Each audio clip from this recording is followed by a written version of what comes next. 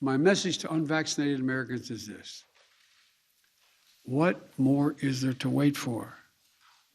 What more do you need to see? We've made vaccinations free, safe, and convenient. The vaccine has FDA approval. Over 200 million Americans have gotten at least one shot.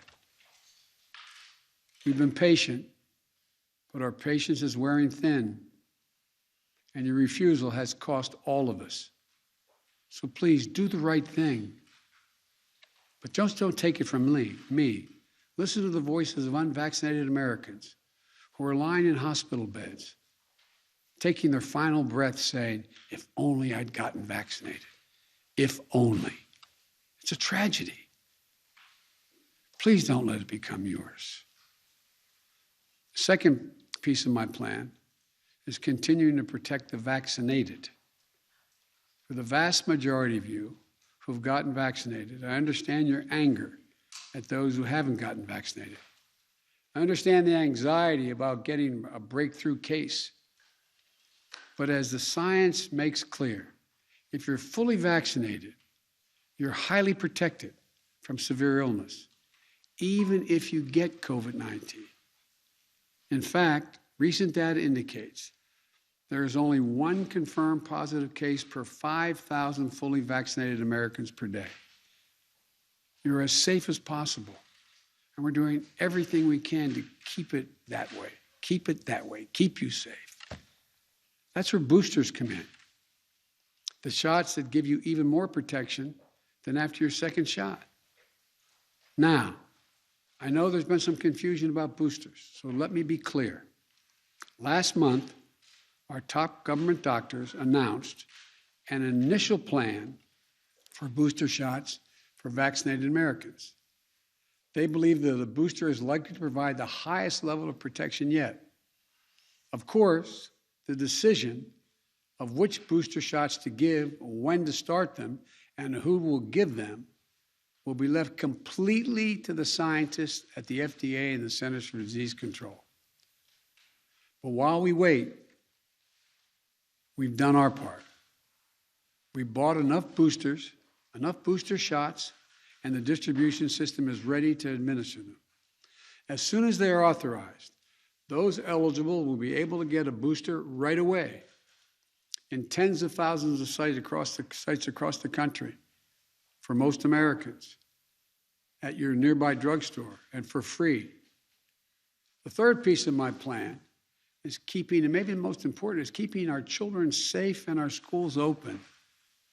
For any parent, it doesn't matter how low the risk of any illness or accident is when it comes to your child or grandchild. Trust me, I know. So, let me speak to you directly. Let me speak to you directly to help ease some of your worries. It comes down to two separate categories.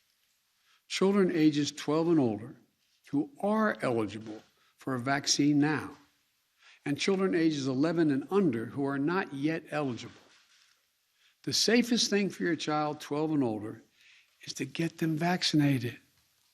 They get vaccinated for a lot of things. That's it, get them vaccinated. As with adults, almost all the serious COVID-19 cases we're seeing among adolescents are in unvaccinated 12 to 17-year-olds, an age group that lags behind in vaccination rates. So parents, please get your teenager vaccinated. What about children under the age of 12 who can't get vaccinated yet?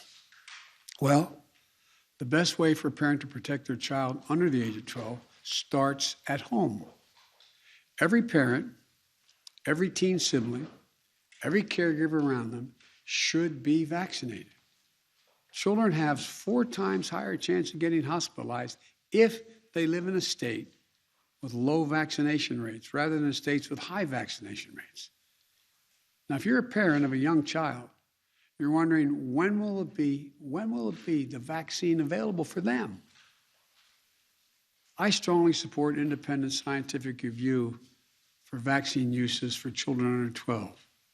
We can't take shortcuts with that scientific work. But I've made it clear I will do everything within my power to support the FDA with any resource it needs to continue to do this as safely and as quickly as possible. And our nation's top doctors are committed to keeping the public at large updated on the process so parents can plan. Now to the schools. We know that if schools follow the science and implement the safety measures like testing, masking, adequate ventilation systems, which we provided the money for, social distancing, and vaccinations, then children can be safe from COVID-19 in schools. Today, about 90% of school staffs and teachers are vaccinated. We should get that to 100%. My administration has already required teachers at the schools run by the Defense Department, because I have the authority as president of the federal system, the Defense Department and the Interior Department, to get vaccinated. That's authority I possess. Tonight I'm announcing that will require all of nearly 300,000 educators in the federal paid program, Head Start programs, must be vaccinated as well to protect your youngest, our youngest, most precious Americans, and give parents the comfort. And tonight, I'm calling on all governors to require vaccination for all teachers and staff. Some already have done so. We need more to step up. Vaccination requirements in schools are nothing new. They work. They're overwhelmingly supported by educators and their unions. And all school officials trying to do the right thing by our children, I'll always be on your side. Let me be blunt. My plan also takes on elected officials in states that are undermining you and these life-saving actions. Right now, local school officials are trying to keep children safe in a pandemic while their governor picks a fight with them and even threatens their salaries or their jobs. Talk about bullying in schools. If they'll not help, if these governors won't help us beat the pandemic, I'll use my power as president to get them out of the way. The Department of Education has already begun to take legal action against states undermining protection that local school officials have ordered. Any teacher or school official whose pay is withheld for doing the right thing, we will have that pay restored by the federal government 100%.